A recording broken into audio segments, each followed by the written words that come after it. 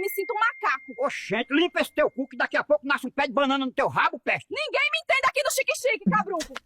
Na moral, que vídeo sem isso aqui, mano. Tá com uma barrigão, hein? Tô deixando crescer pra tomar mais na sombra, porra. Eu, hein?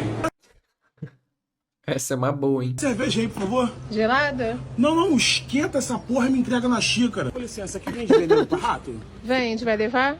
Não, vou trazer o rato pra comer aqui. É, às vezes dá vontade de ser assim, né, mano? Meu carro não tem porta-luva, tem porta-calcinha, de xereca coroa, de xereca novinha.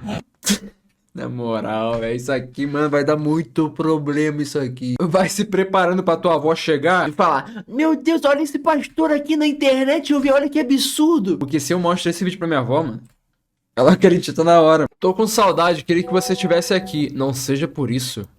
Eita! Oi.